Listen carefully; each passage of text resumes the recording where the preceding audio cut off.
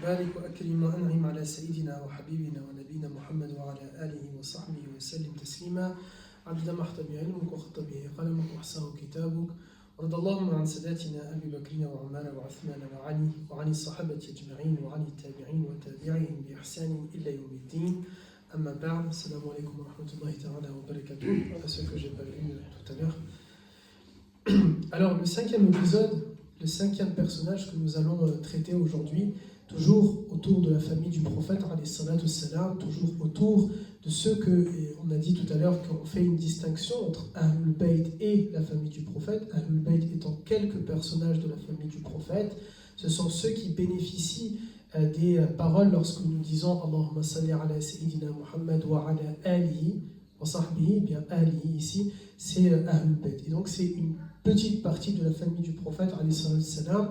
Les savants ne sont pas tous d'accord pour définir qui sont les Ahlul Bayt, mais ce que nous pouvons dire, ce que nous pouvons affirmer, c'est que les Ahlul Bayt, ou plutôt la famille du prophète de manière générale, il est une obligation pour nous dans le sunnisme de les aimer, de les respecter, sans tomber dans l'égarement, sans tomber dans la démagogie que la communauté chiite est tombée. C'est-à-dire que pour la communauté chiite, les Ahlul Bayt sont à tel point vénérés qu'ils sont les meilleurs hommes, qu'ils sont les meilleures femmes, que Allah Azza wa Jal a mis peut-être à l'intérieur des anges, etc., etc. Donc sans tomber dans cette démagogie-là, nous considérons que nous devons aimer Ahlul Bayt, et que l'amour de Ahlul Bayt, et de manière plus générale l'amour de la famille du prophète alayhi salatu wassalam, n'est pas une chasse gardée, n'est pas quelque chose qui doit être uniquement réservé à la communauté chiite. Même si, et pour être franc avec vous, lorsque l'on compare, bien sûr, il n'y a pas de doute là-dessus, alhamdulillah, nous sommes dans une mosquée sunnite, entourée de sunnites, alhamdulillah. Par contre, lorsque nous regardons les chiites, nous pouvons leur donner un point positif par rapport à la communauté sunnite, un seul. C'est que, même si c'est avec égarement, même si c'est avec démagogie, même si c'est avec exagération, ils ont cet amour pour la famille du prophète intense. Ce que dans le sunnisme, les sunnites ont beaucoup moins. Et ça, c'est pas normal, puisque nous sommes censés être Ahlus Sunnah wal Jama'a, nous sommes censés être, vous savez que notre bien-aimé alayhi salam a parlé de division et de scission en disant ceux qui sont attachés à l'orthodoxie musulmane, ceux qui sont dans Ahlus Sunnah wal Jama'a sont les bien guidés. Et alhamdulillah, il s'agit de nous. Mais malheureusement, nous avons quelques défauts, plusieurs défauts peut-être, mais un qui est problématique par rapport à la communauté chiite, c'est qu'eux ont cet amour fort de la famille du prophète, à tel point qu'aujourd'hui, il en devient presque gênant, presque honteux que de dire, par exemple, je me rappelle une fois une anecdote, quelqu'un qui dit Allahumma salli ala Ali, et les gens offusqués. Comment ça? Il dit Allahumma salli ala Ali. Pourtant, lorsque nous disons Allahumma salli wa sallim wa barik wa akrim wa an'im ala Sayyidina Muhammad wa ala alihi wa sahbihi wa sallim, c'est-à-dire qu'en réalité, les prières, elles se font déjà sur Sayyidina Ali qui va être dans Ahlul Bayt. Les prières, les salutations, les bénédictions, la demande du pardon, la demande du paradis, toutes ces prières-là se font déjà sur Ahlul Bayt. Et donc, il n'y a pas besoin d'être offusqué, choqué, lorsque nous allons aimer Ahlul Bayt, lorsque nous allons prier pour Ahlul Bayt. Mais simplement, nous allons le faire avec raison. Nous n'allons pas le faire en tombant dans l'égarement, dans ce que nous, en tout cas, nous considérons comme étant un égarement de la part de la communauté chiite, à savoir commencer à se flageller, se frapper, à crier des paroles, ou bien à tomber dans l'exagération que la communauté chiite est tombée. À dire astaghfirullah que Ali finalement n'est pas le cousin du prophète, mais astaghfirullah qu'il serait le messager de Dieu, que Sayyidina Jibril se serait trompé, etc., etc. Nous n'allons pas tomber dans ça. Alors, c'est quoi le chiisme en réalité? Au début, le sunnisme et le chiite, c'est une division politique, et rien d'autre que politique. Nous adorions le même Dieu, Allah Azza wa Jal, nous nous prosternions dans la même direction, la Qibla. Nous lisons le même livre, Al-Qur'an. C'est encore le cas aujourd'hui pour ce qui est de Allah Azza wa Jal, du prophète et du Qur'an. Les chiites ont le même Qur'an que nous. Actuellement, ils lisent le même Qur'an et alhamdulillah. À la mort de notre bien-aimé, alayhi salatu wassalam, alors que son corps est encore chaud, alors qu'on ne l'a pas encore lavé ni enterré, quelques minutes après le décès du prophète, un groupe de Médinois s'est rassemblé dans les faubourgs de Médine, dans un quartier de Médine. Ils se sont rassemblés dans une terrasse de maison et ils se sont dit, attendez, Rasulallah alayhi salatu salam, il vient de décéder. Allah yarahmu, ok. Maintenant, qu'est-ce qui va se passer? Qui va être le leader? Qui va être le chef? Et ces gens-là ont dit, il ne faut pas que ce soit les Banu Intel. Il ne faut pas que ce soit les Banu Intel. Il faut que ce soit quelqu'un de chez nous. Ces Médinois ont dit, et il faut en plus de ça qu'ils viennent de Médine. Parce que le prophète, n'oubliez pas, il a quitté Mecca. Il est venu vivre chez nous. Et s'il est venu vivre chez nous, c'est peut-être un message subliminal pour nous dire, mon successeur doit venir de Médine. Parce qu'un jour, notre bien-aimé leur a dit, je vis avec vous et avec vous je serai enterré. Et donc, ils ont considéré que le leader, le prochain chef, il doit sortir de Médine. Ils ont choisi un homme. Ils ont dit, allez, c'est toi qui va être notre leader. Attention, pas un leader religieux, c'est-à-dire pas en tant que prophète. Ils savent qu'il n'y a plus aucun prophète. Mais simplement, il s'agit d'un État. Il y a le chef des armées. Il faut choisir qui est le chef des armées, qui va mener la politique, en adéquation, bien sûr, avec le Coran et la Sunna. Ce n'est pas un homme que nous allons vénérer. Ce ne sera pas un homme que nous allons dire alayhi salatu salam sur lui. Simplement un chef politique, un leader. Parce que dès qu'il n'y a pas de chef, eh bien c'est la zizanie. Et dans l'islam, nous avons cette culture du chef. Nous devons obéir à des lois. En France, par exemple, à l'État, etc. Et donc là, il se pose cette question, qui va gouverner cet État-là, qui est considéré maintenant comme le premier État musulman? Ils ont choisi l'un d'entre eux. Simplement, Allah Azza wa Jal a son plan. Vous savez que nous disons dans le Coran que chacun d'entre nous a un plan, mais Dieu est le plus grand des stratèges. Et Dieu a son propre plan. Dieu a sa propre... a décidé de quelque chose. Et on ne peut pas aller contre la décision d'Allah Azza wa Jal. Nous allons faire les sabab, mais c'est Dieu qui décide de la faire. Et bien eux, ils ont fait sabab, mais Allah Ta'ala a contrecarré leur plan. Et la personne qu'ils ont choisie, il vient d'un coup de faire une crise d'épilepsie. Il tombe par terre, il se met à trembler, comme s'il est empoisonné. Ceux d'aujourd'hui auraient dit peut-être possédé, mais il n'était pas possédé. Il était juste en train de faire une crise d'épilepsie. Il était presque souffrant, comme mourant presque. C'est-à-dire que c'est un signe de Allah Azza wa Jal, lui ne doit pas être votre leader. Et lorsqu'il va lui arriver ça, en même temps que lui, il lui arrive ça, quelqu'un qui a assisté à la réunion, un infiltré, un agent secret, va sortir de la réunion pour aller prévenir Abu Bakr radiyallahu anhu et Omar ibn al-Khattab en leur disant « Venez vite parce qu'il se passe quelque chose. » Telle famille, tel groupe qui pèse dans la société médinoise s'est rassemblé pour choisir un leader après le messager de Dieu. Abu Bakr était à deux doigts, sur le point de laver le corps de notre bien-aimé, et d'un coup, il doit laisser le corps de Rasulallah, alayhi salatu salam, il n'a pas le temps là de laver. Quel honneur d'avoir été choisi pour laver le corps du bien-aimé. Quel honneur d'avoir été choisi pour enterrer, pour amener dans sa dernière maison, notre bien-aimé, dernière maison, notre messager de Dieu. Mais il doit laisser le corps, c'est pas avec Omar qu'il est en train de nettoyer, avec Ali. Il était lui et Ali à l'intérieur de la maison, de Sayyida Aisha radiallahu anha, où le prophète est décédé. Il s'apprêtait à laver le corps, mais voilà qu'on vient le chercher, lui et Omar. Alors Omar est à l'extérieur, il était totalement abattu par la mort du messager, à tel point que Omar disait, le premier qui dit que le messager de Dieu est mort, je lui tranche la tête, le messager de Dieu n'est pas mort, il va revenir, Dieu l'a simplement fait rappeler comme il avait fait avec Isa, avec Jésus, dans 40 jours il va revenir, etc. Omar n'arrive pas à y croire.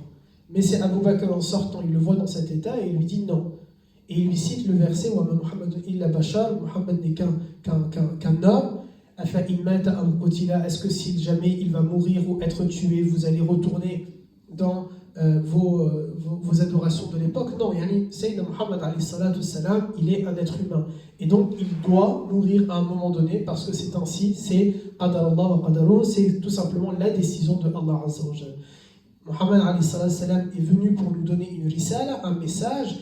Le message a été donné. Dieu a dit Al-yawma akmaltu lakum dinakum. Aujourd'hui, j'ai fini de vous enseigner votre religion. J'ai parachevé votre religion. On a dit tout lakum al-islam adina et j'accepte pour vous que l'islam comme religion. le prophète alayhi salam savait que ça y est, ses jours étaient comptés, il va décéder parce que sa mission est arrivée à son terme. Abu Bakr se rend dans cette maison-là, accompagné de Omar et de Abu Ubaïda, un grand compagnon, et ils vont parler à ces gens-là, à ces musulmans, à ces compagnons, et leur dire qu'est-ce que vous êtes en train de faire. Et ils vont dire, écoute, nous on veut choisir un leader dès maintenant, parce que sinon vous allez mettre quelqu'un qui va peut-être faire de la discrimination entre les Médinois et les Mécois, etc. C'est-à-dire qu'ils avancent des arguments qui peuvent se tenir en soi dans un débat politique, qui peuvent se tenir. Ils sont inquiets, ils veulent un représentant. Vous voyez, ils veulent quelqu'un qui va les représenter parce qu'ils sont inquiets et ils ont peur, et donc c'est légitime à ce moment-là. Abu Bakr essaye de négocier avec eux, de parler avec eux, et de leur dire, mais regardez, même celui que vous avez choisi, dans quel état il est. Et en plus, soyons raisonnables. Ok, si vous voulez le khilaf, on va vous le donner.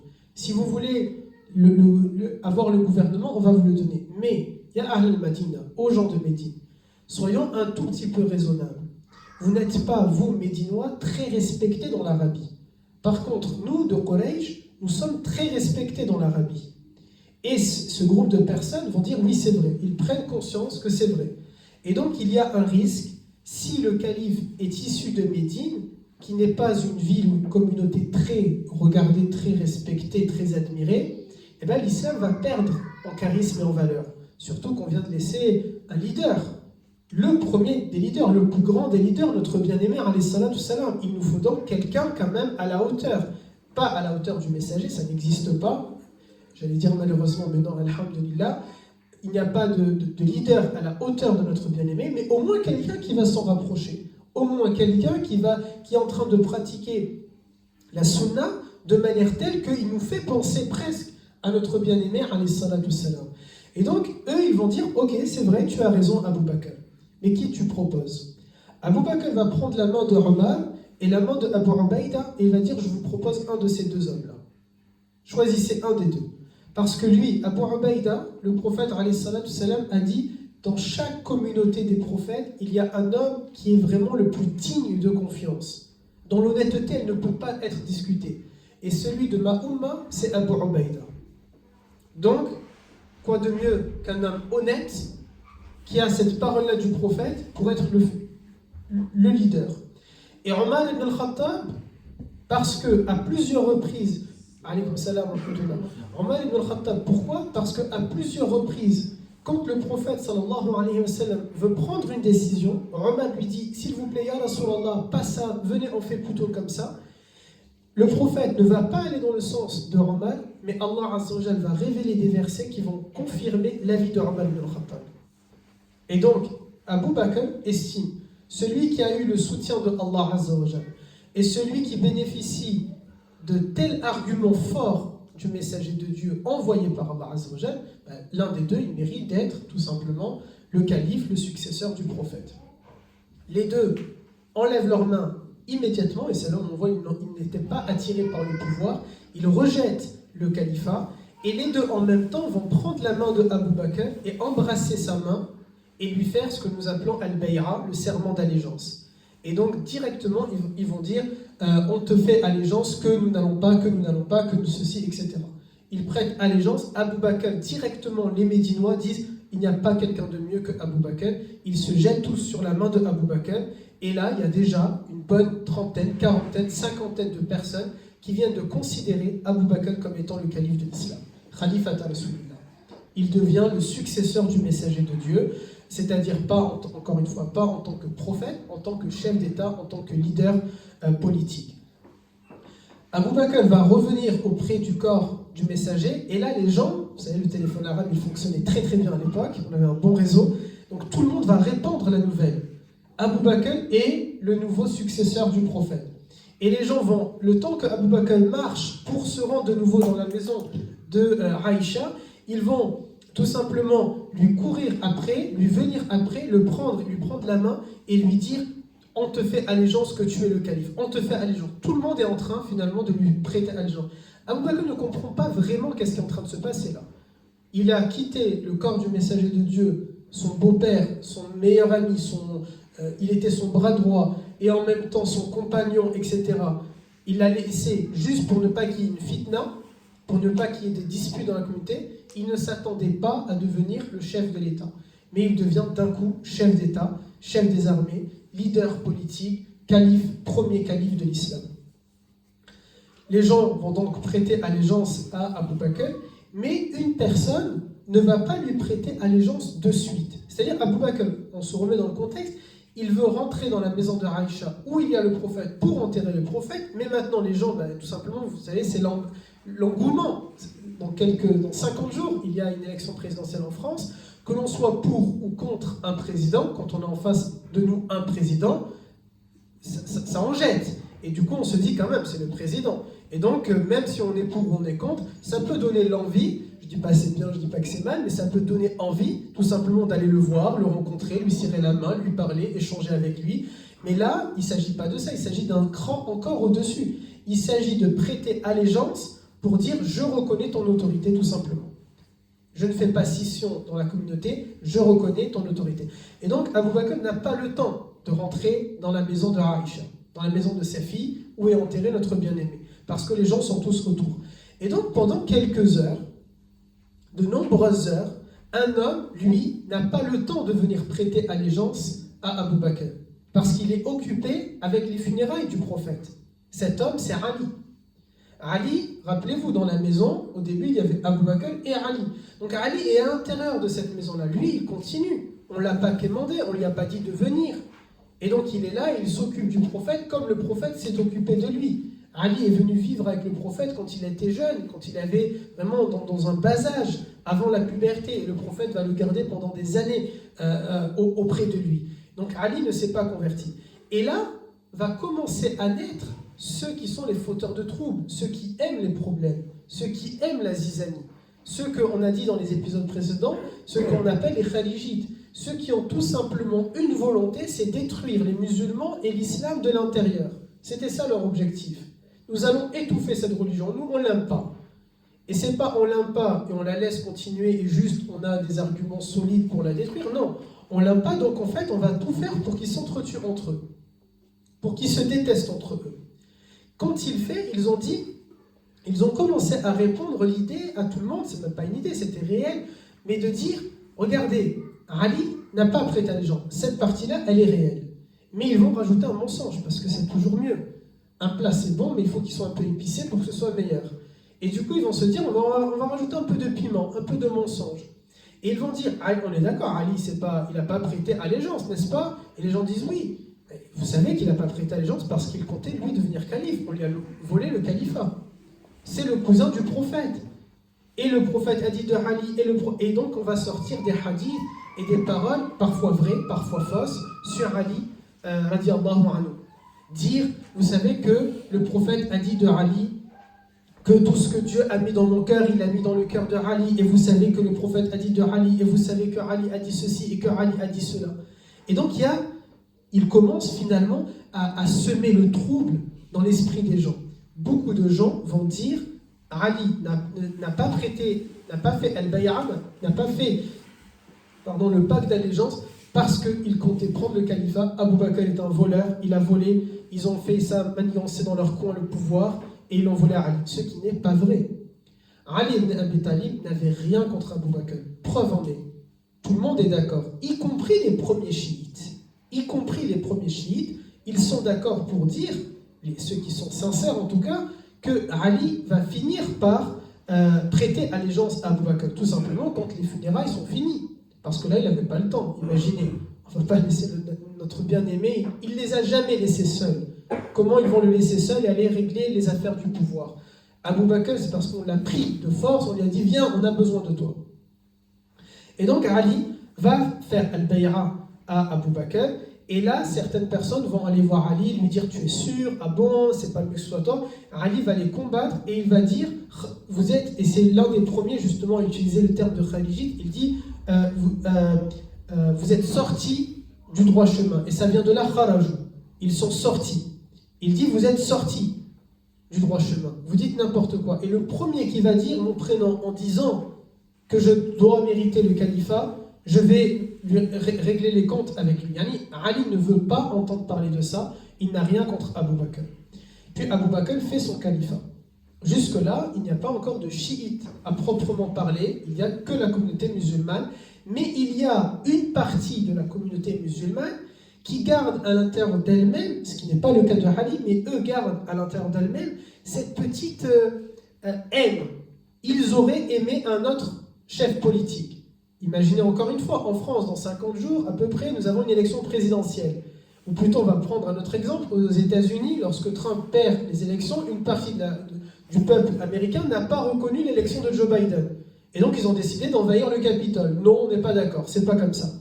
Vous voyez? Et bien là, c'est cette partie-là, alors elle n'avait pas de Capitole à envahir, mais elle a gardé ça à l'intérieur d'elle-même, puisqu'elle ne peut pas le dire ouvertement, parce que leur leader que eux se sont choisis, lui-même dit, si il dit ça, je ne veux pas dire comme ça, mais peut-être je lui coupe la tête. Il était radical dans sa décision, Ali. Il n'accepte pas qu'on le prenne pour un leader. Il n'est pas le leader de la communauté musulmane. Le leader, c'est Abu Bakr. Et il sera très proche d'Abu Bakr pendant les 3 ans environ du califat d'Abu Bakr. Abu Bakr, on va le nommer comme conseiller spécial. Il va être un proche du pouvoir. Il fait partie du gouvernement de Abu Bakr. Il est dans les sphères de l'État, au cœur de l'État. Il dirige avec Abu Bakr l'État, mais il n'est pas calife. Puis Abu Bakr arrive à la fin. Rappelez-vous, nous avons dit tout à l'heure le procédé, comment il va choisir son successeur. Nous avions dit qu'il choisit 6 personnes, leur dit enfermez-vous, et vous choisissez le leader entre vous, qui va me succéder. Il se dit parce que notre bien-aimé alayhi salam, quand il est mort, il y avait la fitna. Alors moi, je préfère choisir le leader de mon vivant. Mais ce n'est pas moi qui vais vous l'imposer, vous allez le choisir vous-même. Les 6, aucun d'entre eux ne veut, et donc ils viennent voir Abu Bakr et ils lui disent aucun d'entre nous ne veut. C'est là où on avait dit Abu Bakr va choisir Omar ibn al-Khattab. Que va faire Abu Bakr? Alors qu'il est dans son lit de mort, il se lève en prenant vraiment ce courage pour éviter, parce que c'est beau comment Abu Bakr est trop attaché à notre bien-aimé, est trop attaché à la Ummah. Il a combattu pendant 3 ans, il a dû faire face à des rébellions, à 2 doigts d'une guerre civile, il a dû faire face à des pseudo-prophètes, comme Moussaïlama le menteur, Moussaïlama al-Kadhab, qui s'est prétendu être prophète. Il a dû vraiment combattre ces idées-là.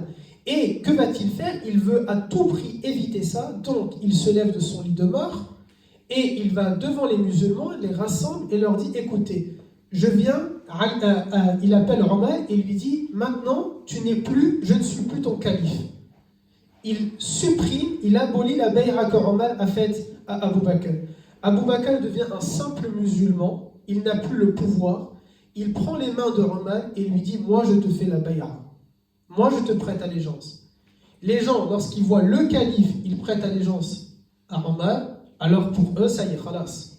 Il a choisi son successeur, tout le monde va le choisir. Omar est intronisé calife, intronisé c'est pas le bon terme, il est choisi comme étant calife, et là les gens, ce petit groupe de fauteurs de troubles, ils partent revoir encore Ali, ils lui disent quand même, la première fois, la deuxième, non, pas toi un peu, oh, t'es Banu Hashim, c'est la famille du prophète, alayhi salatu salam. Lorsqu'on fait dua, lorsqu'on prie, c'est vous. Vous avez une part dans la zakat, vous avez ceci, vous avez, etc. Ils commencent à essayer de parler au nafs de Ali. Ils ne peuvent pas parler à Ali. Ali, lui, il est ferme. Vous voyez? C'est la ilaha illallah et c'est tout. Mais ils essayent de parler à son nafs, de réveiller en lui peut-être une envie. Sauf qu'il n'y a rien à réveiller. Pourquoi? Parce que Ali n'est pas comme ça. Ali n'a rien à l'intérieur de lui qui va être attiré par le pouvoir. Et donc, tout simplement, il va dire, de nouveau, si un d'entre vous me parle, je vais lui mener la guerre. Si un d'entre vous me retire, Ali prend le pouvoir, je lui mène la guerre. Vous ne faites que la fitna. Il va prêter allégeance à Omar. Preuve en est aussi qu'il n'a rien contre Abu Bakr et Omar. Omar va le nommer juge suprême. Vous savez, aux États-Unis, il y a la Cour suprême, n'est-ce pas? 9 juges. Ali, c'est une cour suprême à lui tout seul. Il est le juge suprême. C'est pas lui qui décide, c'est pas Omar qui décide, c'est pas Omar qui juge, mais c'est Ali qui juge. Il est le juge suprême. Donc on voit comment Abu Bakr et Omar ont donné une importance très grande à Sayyidina Ali, radiallahu anhu. Et Ali n'avait rien contre Omar et Abu Bakr parce qu'il a nommé parmi les noms qu'il a donnés à ses enfants, il y en a un et les chiites eux-mêmes le disent, donc je ne sais pas comment ils peuvent faire pour dire qu'il était contre eux. Il a nommé parmi tous ses fils, un il a appelé Abu Bakr et l'autre il a appelé Omar. Donc si jamais je n'aime pas quelqu'un qui s'appelle, je ne sais pas, j'espère qu'il n'y a personne qui s'appelle Rachid dans la salle, si je n'apprécie pas quelqu'un qui s'appelle Rachid, je ne vais pas donner à mon fils le prénom Rachid, vous voyez ? Parce que je sais pas, il va me rappeler quelqu'un que je n'aime pas. Surtout si cette personne m'a pris le pouvoir, a pris le contrôle de mon état ou de ma société, etc. Il va y avoir en tout cas ce petit côté. Puis, Omar ibn al-Khattab, après environ 10 années, il va décéder. Et avant son décès, Omar ibn al-Khattab va faire le même procédé que Abu Bakr. Il nomme un collège de 6 personnes et il dit, c'est entre vous, vous devez choisir mon successeur. Dans ce collège-là, de nouveau, il y a Ali. De nouveau, Ali dit, je ne veux pas le califat. Je ne veux pas que vous me donnez le califat. Je suis bien là où je suis, c'est tout. Je ne veux rien de plus. Les musulmans, ces 6-là, vont choisir Othman ibn Affan. Et là, de nouveau, qu'est-ce qu'ils vont faire? Ce groupe, et encore une fois, pour l'instant, donc on est à peu près à 13 ans après le décès du prophète, il n'y a pas de chiites encore. Okay, il n'y a pas de chiites. Il n'y a que la Ummah de Muhammad alayhi salatu salam, c'est tout. Mais lorsque Othman arrive au pouvoir, il va avoir quelques années assez cool, assez correctes, et ensuite, le mouvement, ce petit noyau, devient un mouvement très important, un mouvement politique très important, des centaines, des milliers de gens qui commencent à vouloir semer la zizanie au sein de la communauté musulmane. Et ces gens-là vont décider, à un moment donné, d'assassiner Othman. Ils vont fomenter un coup d'État, ils essayent d'assassiner Othman, ils y arrivent, et avant qu'ils n'y arrivent, Othman va être assiégé dans son logement. Et qui va défendre Othman? Tous les enfants des compagnons, parmi lesquels Al-Hassan et Al-Hussein, qui sont les fils de Ali. Al-Hassan et Al-Hussein vont monter la garde, bras dessus, bras dessous, devant la maison de Othman pour le protéger. Ça a été des temps très troubles pour Othman, on dit à peu près 6 ans de galère, 6 ans pendant lesquels le régime politique était très instable, c'était assez compliqué dans cette période-là. Et parmi ceux qui vont pouvoir défendre Othman, il y avait des mères d'écran, notamment Sayyida Safiya bint Huyay ibn Akhtab, la femme du prophète alayhi salam, qui défendait elle aussi, une femme, qui défendait la maison de Othman. Lorsque Othman a vu qu'ils étaient des milliers les khalijites en face de lui, devant sa maison, il va convoquer cette jeunesse musulmane, ses fils de compagnons, et il va leur dire « Je vous ordonne de rentrer chez vous ». Ils vont refuser, notamment Al-Hassan et Al-Hussein, ils vont lui dire Fidaka ummi wa abi, pour toi je suis prêt à sacrifier ma mère et mon père, on ne part pas, on va te défendre. Mais Othman leur dit est-ce que je suis votre calife? Oui, ils lui répondent eh bien c'est votre calife qui vous ordonne, vous rentrez chez vous. Je ne veux pas que vous me protégez. Et ça c'est la sagesse de Othman, il sait que ça y khalas, il va décéder, il va mourir, et c'est mieux un seul va mourir plutôt que des dizaines de compagnons qui vont décéder. Donc il leur ordonne de rentrer chez eux. Ils partent tout en sachant que du coup ils laissent derrière eux un homme, celui que le prophète a dit, il est l'homme aux 2 lumières. 2 lumières parce que Othman s'est marié avec les 2 filles du prophète.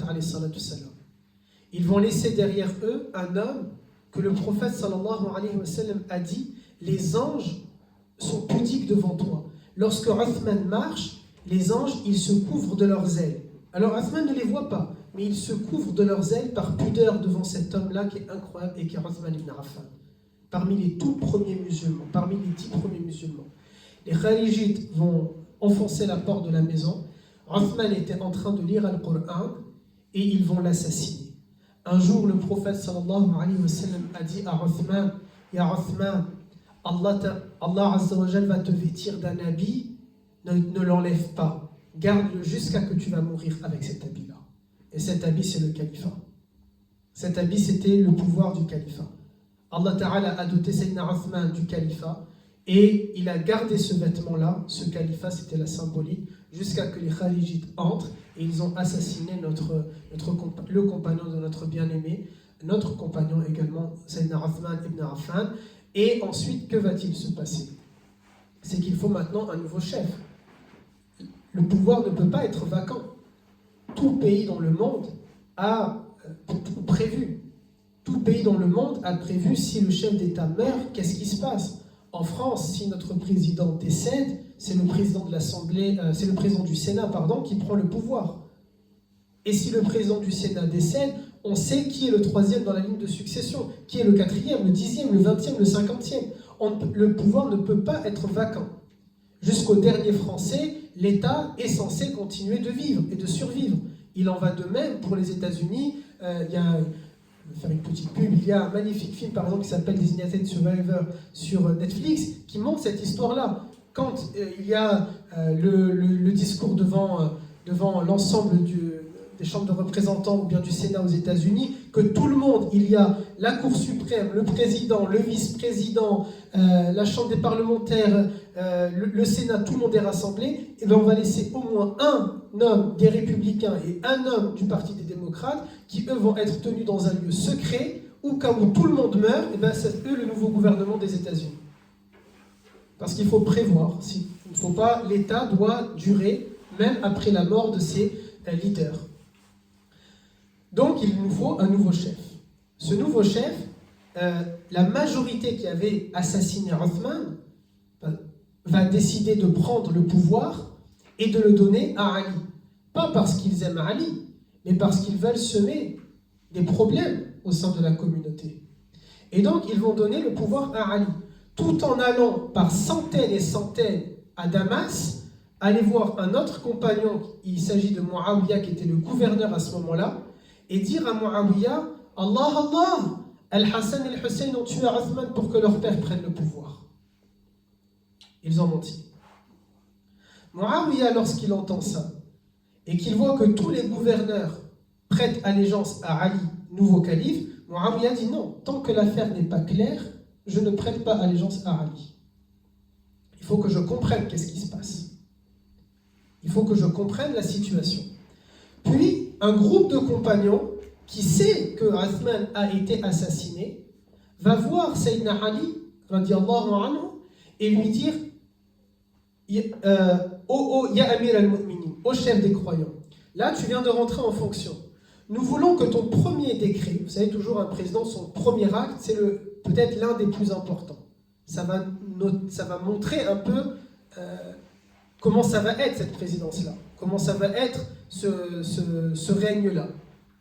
Ils partent voir Sayyidina Ali, parmi lesquels il y a Sayyidina Aïcha, radiallahu anha, et ils vont dire à Sayyidina Ali, il te faut maintenant, tu vas mater la rébellion, il te faut tous les arrêter ou tous les tuer. Il ne faut pas les laisser là. Regarde ce qu'ils ont fait. Ali, lui, a une autre idée en tête. Il dit, je suis OK avec vous sur la forme, plutôt sur le fond. Je suis d'accord avec vous sur le fond. Ce sont des dangereux traîtres de la nation, ce sont des rebelles, ils vont semer la zizanie, il n'y a aucun problème, je suis OK avec ça. Mais le bémol, il va être où? Il va être que si on s'en prend à eux, ils sont nombreux. Il y aura une guerre civile et des musulmans vont mourir dans cette affaire-là. Alors pour Ali, il a une autre méthode. Pour lui, laissez-les tranquilles. Ils vont croire que nous sommes endormis. Alaykoum salam wa rahmatullah. Ils vont penser qu'on n'est pas au courant de leur complot. Mais on va faire des assassinats ciblés. On va cibler leurs leaders, leurs chefs, et hop, les uns après les autres, nous allons les éliminer. Quand il n'y aura plus de chaîne de commandement, du coup, ça sera beaucoup plus simple de les combattre sur le plan des idées. Et il y a donc deux avis chez les compagnons. Ceux qui veulent, non, on mate la rébellion maintenant, et ceux qui vont dire, non, il faut faire petit à petit. Sayyida Aïcha, radiallahu anha, elle décide de monter sur un chameau, de prendre avec elle des compagnons, et de dire, écoutez, si on les laisse faire, ces gens-là, comme ils ont assassiné Othman, ils vont assassiner Ali. Il faut qu'on les arrête. C'est-à-dire, c'est notre Jeanne d'Arc à ce moment-là. C'est notre Marianne à nous, Sayyida Aïcha. Elle a le courage de se dire, non. Elle a 30 ans peut-être à peu près, moins de 40 ans. Elle dit, non, il nous faut absolument maintenant, ou un peu plus que 40, il nous faut maintenant, on va les empêcher de faire, ils ont tué Othman, ils vont nous tuer Ali. Donc elle s'inquiète pour Sayyidina Ali. Elle prend ses affaires, elle monte avec un groupe de compagnons et elle part pour essayer de mater cette rébellion-là. Ils sont peu, mais c'est le courage qui les porte. Vous voyez, ils sont des centaines, quelques milliers, mais devant les autres étaient beaucoup plus nombreux. Mais c'est le courage qui les porte à ce moment-là. Ils veulent sauver l'héritage de notre bien-aimé, alayhi salatu wassalam. Ali entend parler de ça. Les gens viennent voir Ali, lui disent « Aïcha est partie. Et maintenant, il a peur pour la mère des croyants, pour la femme du prophète, pour notre maman. » Allah Azza wa Jal dit « Ummahat al-mu'minin » Elles sont les mères des croyants. Lui, il dit « Amir al-mu'minin » Je suis le chef des croyants. C'est-à-dire, c'est sa mère. Et c'est la mère de ceux pour qui il a un pouvoir. Il a peur pour Saïda Aïcha. Il va lui-même prendre une armée pour aller la protéger. Remettez-vous dans le contexte. Nous avons donc ici Aïcha qui part avec une armée pour défendre la nation. Et nous avons Ali qui entend ça et qui dit non, je dois aller la protéger. Il prend une armée et il va pour aller la protéger. Les Kharijites qui aiment la Cisanie, qu'est-ce qu'ils vont dire? Une partie d'entre eux vont aller voir Aïcha, ils vont lui dire regarde, il est armé, il vient te tuer. Et à ce moment-là, certains ici ont peur, ils prennent les armes et ils risquent à ce moment-là le conflit entre les compagnons. C'est ici et c'est là que ces hommes-là, les Kharijites, ont réussi l'impensable que des compagnons du prophète alayhi salatu wassalam se sont échangés des coups. Jusqu'à, et ça n'a pas duré longtemps, qu'ils vont comprendre, attention, ils ne pensent aucun mal des compagnons. L'un et l'autre ne sont pas mal intentionnés, mais c'est les Kharijites qui ont arrangé la vérité. À aucun moment donné, Aïcha ne voulait du mal à Ali. À aucun moment donné, Ali n'a voulu du mal à Aïcha. À aucun moment donné, Aïcha et ceux qui étaient avec elle n'ont dit de Ali que c'est un traître, que c'est ce... Non, abadan. Elle va pour protéger Ali, il va pour protéger Aïcha. C'est ça l'intention des deux. Mais un groupe de personnes au milieu, parce que maintenant on n'a pas les appels pour gérer les choses directement, et c'est dans le feu de l'action aussi, vous voyez? Eh bien, ils arrivent à semer cette zizanie, mais alhamdulillah, les compagnons comprennent qu'il ne faut pas faire ça. C'est ce qu'on appelle la fitna kubra, la grande fitna, qui est un de nos passages dans notre histoire qui ne nous rend pas fiers, mais ça existe, et c'est réel, et donc c'est pour ça qu'il faut aussi en parler, pour le remettre dans le contexte, et comprendre qu'est-ce qui s'est passé. Ni l'un ni l'autre n'ont désobéi en soi, ils ont tous les deux été, ils ont été fidèles au message de la ilaha illallah. Tous pensaient à al-ukhuwa et al-mahabba. Vous voyez, simplement, ils n'ont pas agi de la même manière. Aïcha radiyallahu anha va nous dire juste après que c'était une erreur, mais de leur clan à eux, qu'ils auraient dû d'abord parler bien avec Ali pour ensuite le mettre au courant, on va partir, parce qu'il était le leader. Et le prophète alayhi salatu salam avait prévu cet événement-là. Un jour, il y avait Saïda Aïcha et Ali chez lui, et il a dit, un jour, une de mes femmes va combattre contre toi, Ali. Attention, ô Umayra, il va regarder Saïda Aïcha et lui dire avec un mot tendre, attention que ce soit toi. Et ensuite, il regarde Ali et lui dit, quand ça va arriver, sois bon avec elle, sois doux avec elle. Notre bien-aimé savait ce qui va se passer. Et comment d'ailleurs Aïcha et les autres compagnons vont savoir qu'il ne fallait pas faire de cette manière-là? Mais attention, encore une fois, nous ne disons pas du mal de eux parce qu'ils sont des sahaba et qu'ils ont cette magnifique garantie, ce tampon divin. Allah Azza wa Jal dit, radiyallahu anhum wa radu an. Ils rentrent tous au paradis. Le prophète a dit, Touba liman arani wa touba liman ara man arani. Ils entrent au paradis sans aucun problème, sans aucun doute. Ils font des erreurs, oui, parce qu'ils ne sont pas prophètes. Mais à la différence de nous, c'est que nous faisons des erreurs, mais on ne sait pas si Allah Ta'ala nous pardonne. Par contre, eux, ils ont fait des erreurs, mais on sait de manière claire, nette, précise, sans aucune ambiguïté, qu'ils entrent tous au paradis. Tous, sans exception. Et c'est ça la beauté de la chose. Finalement, ils nous ont montré quelque chose, parce que les deux sont pardonnés par Allah Ta'ala et entrent au paradis, mais ils nous montrent que nous sommes humains et qu'un jour, ils nous ont préparé à quelque chose. Nous sommes, nous, des sahaba. On s'est battu, mais on a mal compris le contexte, on a mal compris la situation. Et nous sommes revenus sur le droit chemin. Mais Dieu nous a pardonné. Par contre, vous et moi, aujourd'hui, communauté musulmane qui est en train de s'entretuer, que ce soit dans le Sahara occidental, que ce soit au Soudan, que ce soit au Yémen, que ce soit ailleurs. Nous ne sommes pas des Sahaba, nous n'avons pas la garantie de rentrer au paradis, et nous ne le faisons pas en étant bien intentionnés. Je dis nous, c'est-à-dire vous et moi, alhamdulillah, nous n'avons pas pris les armes, mais je parle de la communauté musulmane. Ce n'est pas pour plaire à Allah Azza wa Jal, ce n'est pas pour défendre le peuple yéménite qu'aujourd'hui le peuple yéménite est massacré. Ce n'est pas pour défendre l'honneur et le prestige, et je ne sais pas, des Soudanais, que le peuple soudanais est massacré. Non, en réalité, c'est une guerre de pouvoir et de richesse et de ressources naturelles. C'est tout. Tout simplement. Pour revenir dans cette fitna kubra, lorsqu'il y a ça, comment ils vont se rendre compte de cette erreur-là? C'est qu'il va y avoir un compagnon du prophète, alayhi salatu wassalam, qui est avec Ali, il est positionné avec Ali. Et là, quelqu'un aura la magnifique idée de se rappeler d'un hadith que le prophète a dit publiquement devant des centaines de personnes, en disant, un jour, il y a deux clans qui vont se battre. Et si telle personne, elle est dans un clan, c'est que c'est son clan qui a raison et pas l'autre. Et à ce moment-là, quelqu'un va dire cette parole-là, tout le monde va se souvenir, oui, c'est vrai. Astaghfirullah. Et ils ont baissé les armes. Simplement, le mal a été fait, pourquoi? Parce que c'est ce groupe de personnes, ils n'ont pas obtenu ce qu'ils rêvaient, ce qu'ils voulaient tant, la mort de tous les compagnons entre eux, s'entretuer entre eux. Ben, qu'est-ce qu'ils vont faire?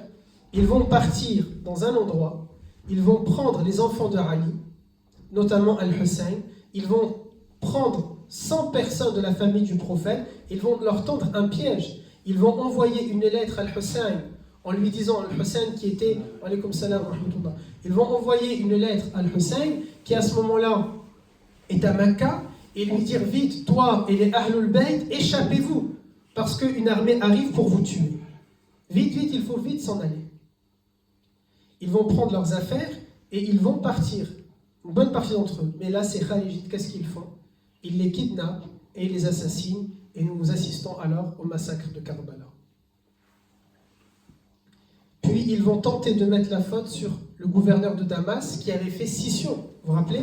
Qui a dit, je ne reconnais pas le califat de Ali. Et donc, pour eux, c'est parfait. L'excuse est parfaite. Et regardez, il n'a pas reconnu le califat. Donc, c'est lui qui les a tués. Ali, c'est Banu Hashim. Les morts, c'est Banu Hashim. Il dit, c'est moi le calife. Parce que là, à ce moment-là, les musulmans ont deux califats. Muawiyah s'est déclaré calife. Donc, il y a le califat de Damas et il y a le reste. La famille du prophète alayhi salatu wassalam, est assassinée. Et les Khalijides n'en restent pas là. Ali, puisqu'on n'a pas réussi à le manipuler, c'était pas une marionnette, eh bien on va l'assassiner. Et ils assassinent Ali. Ils ont donc assassiné Othman, ils ont assassiné Ali, ils ont assassiné 100 personnes de la famille du prophète alayhi salatu wassalam. Et à ce moment-là, ils ont commencé à prétendre et à dire, vous savez, quelqu'un, un enfant, quand il ne va pas faire un truc, il va venir vous voir et il va dire à son père, j'ai pas fait ça, hein, j'ai pas fait ça. Et là, tu es sûr qu'il a fait ça. Ben, ce sont des gamins, justement. C'était des gamins, mais moins doux que les enfants que nous pouvons voir aujourd'hui. Moins beaux que les enfants que nous pouvons voir aujourd'hui. Moins naïfs comme on aime chez l'enfant que les enfants que nous pouvons voir aujourd'hui. Ils vont dire, pour ne pas qu'on nous accuse, ben on va prendre ce symbole Ali, on va prendre ce symbole Ahlul Bayt, et on va dire, ils sont avec nous. Vous voyez le retournement de la situation. Ils les ont assassinés, mais pour se couvrir, ils ont dit, nous sommes Shi'at Ali. Et c'est là qu'est sorti le premier terme de Shi'a. Shi'at Ali, nous sommes les partisans de Ali. Nous, on n'a pas tué Ali. Mais nous sommes Shi'at Ali, les partisans de Ali. Simplement, tout le monde savait que c'était faux. Tout le monde savait que c'était faux. Et donc, il va y avoir ce combat idéologique et politique entre cette frange de la population qui est assassin, et le reste de la communauté qui ne veut pas voir des meurtres les uns après les autres arriver. Ils ont tué déjà 2 califes, combien d'autres califes ils vont tuer? Ils se sont mêlés des intrigues du pouvoir, combien encore d'intrigues vont-ils faire? Et ce groupe-là de personnes vont commencer à se dire, au fur et à mesure des générations, le conflit ne va pas être politique, mais ils vont commencer à rentrer dans un délire. lorsqu'ils sont rassemblés comme ça, vous savez, au bout d'un moment, on a parlé du Covid pendant longtemps, il nous faut un autre sujet, n'est-ce pas? Eux, ils vont se dire, bon, ça fait longtemps qu'on est en train de dire on ne les a pas tués, on les a pas tués, on les a pas tués, il nous faut autre chose. Pour montrer l'importance, pour leur montrer que comment on va faire pour tuer ces gens-là. Non, nous, on n'a pas tué Ali. Le meilleur moyen de prouver, puisque ça n'a pas suffi de leur dire on ne l'a pas tué, on va dire Ali c'est un prophète. Comment nous on va tuer Ali? Mais pour nous c'est un nabi, c'est un prophète. Et voilà comment Shi'at Ali, les partisans de Ali, sont devenus, des générations après le prophète, une scission religieuse entre le sunnisme et eux. Puisqu'ils ont commencé à rentrer dans un délire, à dire, malheureusement pour eux, et astaghfirullah bien sûr, ils ont dit maintenant que Ali, astaghfirullah, c'est un prophète. D'autres ont dit non, Ali c'est pas un prophète, astaghfirullah c'est Dieu. Et d'autres ont dit, vous savez le Coran, puisque quand on va leur répondre, lorsque les musulmans, les sunnites leur ont dit, Ahl Sunnah wal Jama'a leur ont dit, comment ça? Qu'est-ce que vous êtes en train de raconter? Ça c'est le Coran, il est descendu à la Muhammad alayhi salam. Qu'est-ce qu'ils vont dire? Parce qu'ils ne peuvent pas le nier. S'ils disent, ok, on nie le Coran, alors nous allons simplement dire, ok, c'est cool, merci. Vous n'êtes pas musulman, du coup vous êtes une autre religion, il n'y a pas de problème. Mais maintenant, ils vont être malins et ne pas dire qu'ils ne sont pas, ils ne vont pas renier le Coran. Donc ils ont trouvé un autre subterfuge. Ils ont dit non, comme ils disent au Maroc, Hagga, on a oublié de vous dire en fait. Il y a un Coran que tout le monde lit, mais il y a un deuxième Coran qui est numérique, on ne peut pas le voir. Il n'y a que quelques personnes qui peuvent le lire, celui-là. Et dans celui-là, Allah il a maudit Abu Bakr, Omar et Othman. Et puis le délire est allé de plus en plus loin.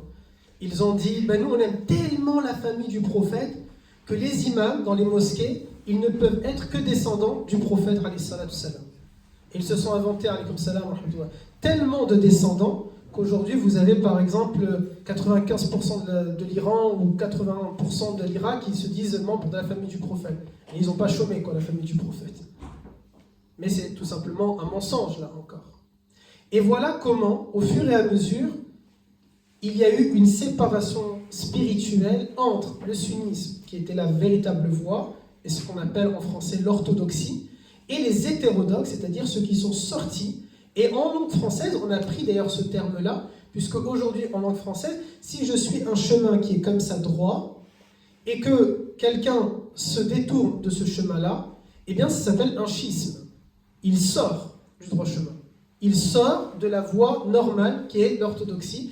Et donc malheureusement, il y a eu cette division-là, cette séparation-là, d'abord politique, ensuite spirituelle. Maintenant, c'est presque impossible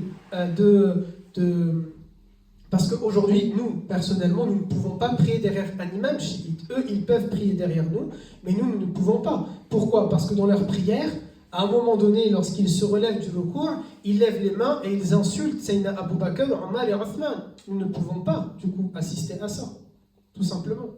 Ou bien, nous ne pouvons pas, pourquoi? Parce que certains d'entre eux, dans le Adhan, si vous avez le satellite et que vous mettez une chaîne iranienne, dans certains, pas tous, mais c'est parce qu'il y a beaucoup de divisions chez les chiites, énormément, parce qu'ils ont un principe. À partir du moment où tu n'es pas d'accord avec l'imam, alors tu dois fonder ton propre mouvement. Et donc il y a des milliers et milliers de sectes chiites aujourd'hui. Et du coup, il ne faut pas être pas d'accord avec l'imam, quoi. Ou alors il doit contenter tout le monde, sinon il va perdre quelques oies à l'intérieur. Certaines mosquées sont aujourd'hui en train de dire, lorsqu'il y a le adhan, Ashhadu an la ilaha illallah wa anna Ali Rasulullah. Donc ça, c'est quelque chose, vous voyez, qui est très très grave, bien sûr. Et c'est de là, ensuite, parce que toujours la bêtise, elle se poursuit, qu'est né les Alawites, qui est le président actuel de la Syrie, qui est un Alawite. Les Alawites, c'est quoi? C'est une branche du chiisme qui est tellement loin du chiisme que même les chiites eux-mêmes les ont excommuniés. L'ayatollah Khamenei ou Khomeini, ils ont excommunié les Alawites. Ils ont dit ce ne sont pas des chiites. Tellement les Alawites sont allés loin. Et c'est les Alawites qui disent justement que Ali, astaghfirullah, en réalité c'est Allah. Et que Dieu serait rentré à l'intérieur de lui-même, etc., etc.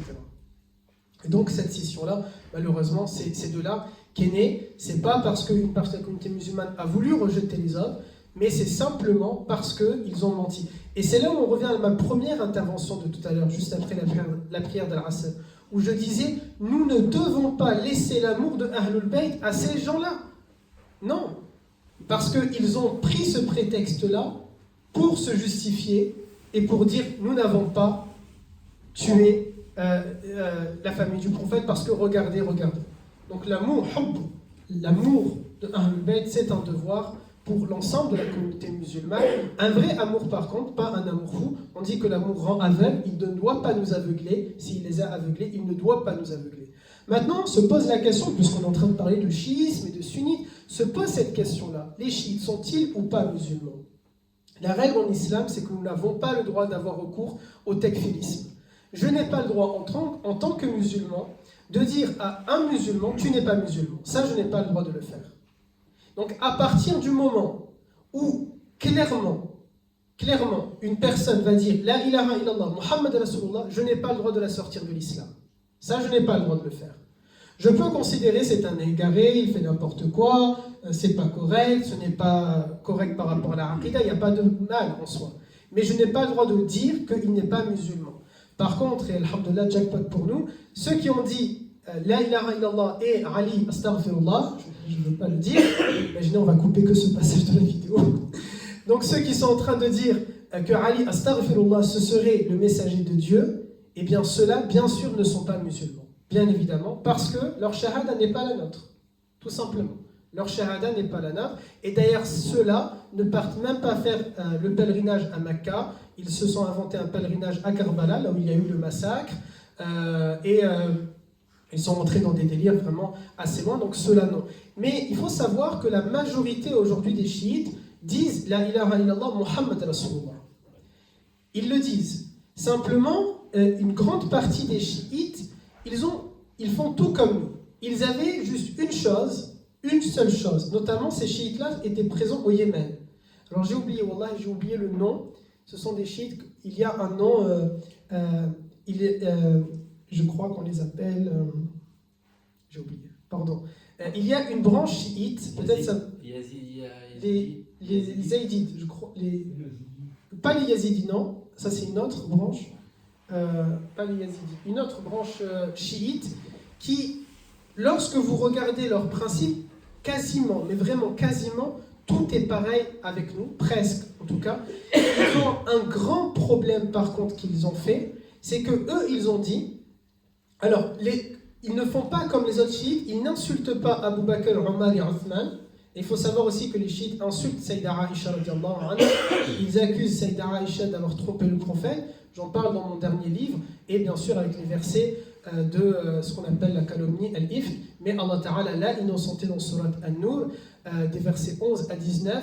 Allah Azza wa Jal a innocenté Sayyida Aïcha parce que c'est impensable de croire cela de notre mère Sayyida Aïcha. Mais les chiites, bien sûr, parce qu'ils ont aimé cette division-là, d'autant, rappelez-vous, avec le conflit qu'on vient de dire, donc ils ont voulu mettre plein de choses mauvaises sur le dos de Aïcha. Alors ces chiites-là qui nous ressemblent presque, eux n'insultent pas Abu Bakr, Omar et Othman, ils n'insultent pas Sayyida Aïcha, mais ils ont dit, quand même quelque chose qui n'est pas correct, ils ont dit, non, ils étaient bien du vivant du prophète, après ils sont devenus hypocrites à la mort du prophète. Ils ont retourné leur veste. Et c'est pour eux un moyen de justifier pourquoi Ali a appelé ses enfants Abu Bakr et Omar. Pour eux, c'est un moyen de justifier tous les hadiths qui existent. Pour eux, c'est un moyen de justifier le verset qui dit Thani Athnaïn, le deuxième de deux, en parlant de Abu Bakr. Mais ils ont dit, après, ils sont devenus hypocrites. Ce qui est bien sûr, astaghfirullah, faux. Ils n'ont pas fait ça. Mais pourquoi je parle de cette communauté? Parce que c'est dommage que ce groupe-là, chiite aujourd'hui, qui était le plus proche de nous, eh bien, c'est ce groupe-là qui est aujourd'hui massacré au Yémen. Ce sont ces chiites-là qui sont aujourd'hui tués par des régimes politiques au Yémen. Imaginez comment faire. Bien sûr, on a dit dans la toute première intervention, l'islam n'a jamais été contre les guerres. L'islam n'a jamais inventé la guerre. L'islam n'a jamais déclenché une guerre. Bien au contraire. Mais c'est malheureux, c'est vraiment triste de voir une communauté musulmane où les deux disent La ilaha illallah Muhammad Rasulullah s'entretuer. C'est de manière générale triste de voir deux humains partager le même monde, respirer la même air, se battre. Mais ça fait encore plus mal, ça fait encore plus mal lorsqu'on voit que ce sont deux personnes qui se prosternent 17 fois par jour, qui récitent le même livre et qui se tournent dans la même direction et qui se réclament de la même religion, qui peut-être parlent la même langue. Ça fait mal. Et ça fait encore plus mal, j'ai envie de dire, lorsque c'est pour s'en prendre à des innocents. Et encore plus mal peut-être, lorsque c'est s'en prendre à une communauté qui n'a rien contre nous, mais elle fait une erreur spirituelle. Et elle considère que nous sommes dans une erreur, ce que nous ne croyons pas, mais nous considérons qu'ils sont dans une erreur et nous le pensons. Et ils s'en prennent à ces gens-là. Comment ensuite réconcilier un enfant chiite avec un enfant sunnite dans ces pays-là? Lorsque cet enfant va grandir et qu'il va dire « vous m'avez assassiné », alors que nous étions proches de vous, qu'est-ce que vous avez fait? Une fitna kubra, imaginez, les musulmans l'avaient appelée fitna kubra alors qu'elle a duré que quelques instants, très très peu de morts, et les deux étaient bien intentionnés, les deux étaient dans une vérité, et ils l'ont appelée la plus grande des discordes. Nous allons être jugés avec ces gens-là. Et nous allons être questionnés par Allah Azza wa Jal avec ces gens-là. Et nous allons devoir dire à notre bien-aimé, imaginez lorsqu'il rêve de ces choses-là, du massacre de Karbala, ou lorsqu'il dit à Ali, un jour ils vont se soulever, attention. Lorsqu'il dit à Uthman, si on te donne un vêtement, pars-toi-en. Il parle là dans des périodes où il y a encore beaucoup de sahaba vivants. Malheureusement aujourd'hui. Il y a quelques jours, j'ai fait une intervention à Marseille et parmi les questions que je dois répondre, c'est comment prouver que Allah Azza wa Jal existe. Et je disais, je peux dire, pour prouver que Allah Azza wa Jal existe, je peux dire, citer les 2000 ou 1000 preuves scientifiques présentes dans le Coran, parler du système embryologique, etc. Je peux parler de ça. Je peux dire, pour prouver qu'Allah Azza wa Jal existe, achetez un Coran, lisez-le, vous allez voir la réalité interne. Je peux dire les miracles historiques qu'il y a dans le Coran.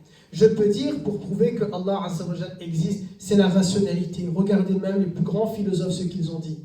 Je peux dire, pour prouver que Allah Azza wa Jal existe, tenir un débat idéologique, spirituel, démonter les arguments de telle religion ou telle religion. Lorsque je dis je peux dire, ce n'est pas dans le sens que j'ai ce savoir, nous pouvons le dire. Mais en réalité, non, il ne faut pas citer tout ça. Nous voulons prouver qu'Allah Azza wa Jal existe. Ayons le comportement de Mohammed. Comment, dans notre comportement, nous pouvons dire « je crois qu'il y a un Dieu » et donc que je serai jugé par ce Seigneur alors même que je suis en train de répandre le sang et la zizanie dans le monde. Alors même que je suis en train de spolier les biens de tel orphelin ou de détruire des pays entiers, de mettre la peur dans le cœur des gens, de faire trembler des sociétés. Comment je peux dire que je crois en un Dieu, si ensuite je suis capable de faire ça, alors même si encore j'appartenais à une religion qui est sanguinaire. Ok, on va dire je suis un fidèle soldat de cette religion-là. Mais non, nous appartenons à une religion qui est en train de nous appeler à la paix, qui est en train de nous appeler à l'entraide. Il y a ce verset dans le Coran, si jamais ils vont t'interroger, si jamais ils vont t'interpeller, les non-croyants, dis-leur salam. Dis-leur le salam. Comment, du coup, c'est possible d'appartenir à une religion? Comment plutôt prouver que Allah Azza wa Jal existe alors que je suis en train de faire ça? Non. Par contre, si nous sommes fidèles au message de Mohammed, fidèles à ce qu'ont été les Sahaba, oui, là, je suis en train de prouver qu'Allah Azza wa Jal existe. Parce que je suis en train de montrer que je suis en train de craindre quelqu'un qui est invisible. Que je suis en train d'admirer quelqu'un qui est invisible. Que je suis en train de respecter quelqu'un qui est invisible. Cette force suprême que je ne vois pas mais qui me voit. La concrétisation d'Al-Ihsan. Lorsque Jibril alayhi salam vient questionner notre bien-aimé et lui dit c'est quoi l'islam? Et il lui dit Bunyat al-Islam ala kham, c'est lui cible les 5 piliers. Omar al-Iman, qu'est-ce que la foi? Et il lui dit la foi c'est ceci et cela. Et c'est quoi Al-Ihsan? Il lui dit c'est le fait de craindre Allah comme si tu le vois, car même si tu ne le vois pas, lui il est en train de te voir. Si nous, musulmanes et musulmans, croyantes et croyants, nous serions en train de pratiquer notre religion de cette manière-là, 2 milliards d'individus, 2 milliards de personnes, femmes, hommes, grands, petits, en train de craindre Allah Azza wa Jal, et donc en train d'être droit, d'être honnête, d'être sincère, d'être pieux, d'être ceci et cela. Si nous étions 2 milliards de personnes à se soulever contre les guerres, 2 milliards de personnes en train de soutenir l'opprimé et le faible, 2 milliards de personnes en train d'aider le nécessiteux, 2 milliards de personnes en train de porter secours à celui qui en a besoin, 2 milliards de personnes en train de respecter les lois de n'importe quel État dans lequel nous sommes. 2 milliards de personnes qui ne seraient pas en train de se soulever contre les États, en train de se rebeller contre les États, juste pour semer la zizanie. 2 milliards de personnes qui seraient en train de donner leur sang, en train de payer la zakat. 2 milliards de personnes qui seraient en train d'être fidèles et loyales aux valeurs universelles, celles que nous avons citées tout à l'heure, et qui sont défendues par l'islam depuis 1450 ans, c'est-à-dire les valeurs de liberté, d'égalité, de fraternité, de solidarité, de dignité, d'équité. Si nous étions 2 milliards de personnes à faire cela, entreprenants, dynamiques, instruits, si nous étions 2 milliards de personnes à respecter les règles que Allah Azza wa Jalla nous a données, 2 milliards de personnes à ressembler, puisque c'est ça la sunna, à notre prophète, lui que Allah Ta'ala dit, lui que Sayyidah Aïcha dit kana khuluquhu al-Qur'an, sa moralité c'était le Coran, il était un Coran vivant. Si nous étions 2 milliards de personnes à être des Corans vivants, si nous étions 2 milliards de personnes qui ressemblent à notre bien-aimé alayhi salatu salam, celui que Allah Ta'ala lui dit innaka la'ala khuluqin azim, tu es doté de la plus belle des moralités. Si nous étions ces 2 milliards de personnes, alors les 6 milliards autres, les 4 milliards autres, les 5 milliards autres se seraient dit waouh, quelle religion incroyable, je veux en être. Je veux faire partie de cette religion-là. Et c'est le défi que nous, communauté musulmane, communauté de Mohammed alayhi salatu salam, nous devons nous donner. Barakallahu fikum, en espérant que ça a été enrichissant. Ça vous a servi, je prends un nouveau verre, non? C'est passé. C'est passé, pardon. Désolé. Barakallahu fikum.